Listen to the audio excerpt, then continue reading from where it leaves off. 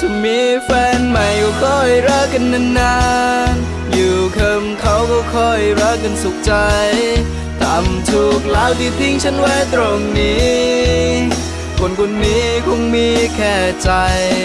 ไม่ว่าวันไหนฉันแอบมองเธออยู่เธอรู้ตัวบ้างหรือเปล่าเธอน่ารักเกินไปใจมันลอยไปหาเธอชอบนะบอกตรงรักเธอเข้ามีแฟนแล้วหรือยังหากว่ายังอยากจะขอให้เจ้าสอนคิดถึงนานๆคนคนนี้เข้าไปอยู่ในหัวใจใส่ตาวุ่นวายหอยิ้มวุ่นน้องตะหูว่าน้องหน้าตาสู้ไผบ่ได้จังใดก็แพ้เขาเอาวันชูที่บ่ได้จัดฟันหน้ากะบอกผมว่าได้มีน้องใหญ่ๆคือเขานั่งอยู่ศาลาพร้อมกับหมาตัวหนึ่ง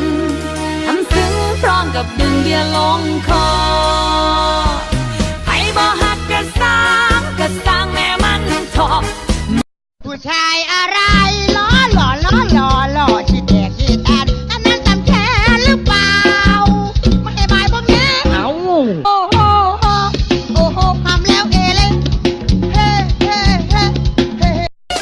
เวลาที่อยู่โรงเรียนเราเจอกันบ่อยไปพอตอนมันหยุดทีไรทำไมยังอยากเจอใจมันจะจ่อรอคอยที่จะเจอเธออาการทำมือใจลอยตามไปอยู่กับเธอแอบชอบเธอมาสร้างว่าแค่น้อในบ่คนที่เคยหักกันยกพยายามทำดีเพื่อให้ได้เป็นแฟนก็แค่เหงามาสร้างว่าแค่น้อในบ่คน Do you wanna build a snowman? Do you wanna build a snowman? No! Do you wanna build a snowman? เธอเป็นมากกว่ารักเพราะเธอนั้นคือครึ่งชีวิตฉันใช้เวลาทั้งชีวิตเพื่อตามหาและรอคอยเธอมาแสนนานอยากให้รู้ว่าเธอดีต่อใจบอกให้รู้ว่าเธอดีต่อใจ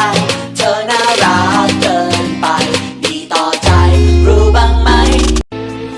บ่ได้จัดฟันหน้ากะบอกคมบ่ได้มีน้องใหญ่ๆคือเขาหมู่ที่ไปลินระบบส่วนนี่เนี่ยเห็นว่ากูบ่มีเงินกับบ่มีรถเลยเฮ็ดใส่กูแท้ละกูเลยเป็นวินน้ำสุเดย์มาฮักเอากูแน่เป็นพี่สังอีตนกูแน่ฉันจะพาเธอลอยล่องไปผมพูดอะไรกับคุณก็ได้แล้วคุณก็ไม่โกรธด้วยอีหนวดหูกลางนมแบน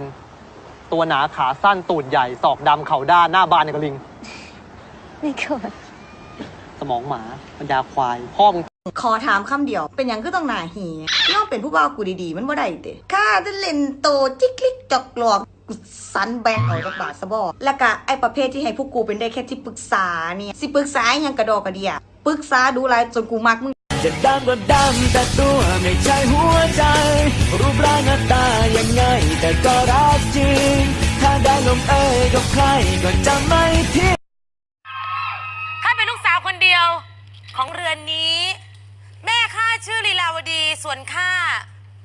ลีลาดีค่ะเรียกออกยังก่อน46บ่46ข้างล่างเนี่ยถือปะโอ้ยเสียดายไรไม่ยังว่าได้กลับเจ้าซื้อตัวไหน44กับ46กับจังไหนอยู่กลับมาซื้อไม่นั่นแหละโอ้ยฮัมเมนแท้อายเป็นยังบ่ล้างโจโอ้ฮัมเมนเข้มเด้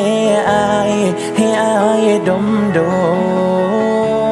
โอ้เป็นยังบ่ยอมให้กูลากยาวทั้ง AEC เลยไหมแล้วมึงทำได้ไหมล่ะได้ลาวเมียนเวียดนามมึงจีนช่วยเหรอพม่าฮอเดย์เขมรปรึตระจะคนเอียงมาเป็นตาสั่งมาเป็นตาหักขนาดมือใดบ่พอมือใดบ่เจอก็คือหัวใจสิขาด I'm singing like, girl, you know I want your love. Your love was handmade for somebody like me. Come on now, follow my lead. I may be crazy, don't mind me. Say, boy, let's not talk too much. Grab on my waist and put that body on me.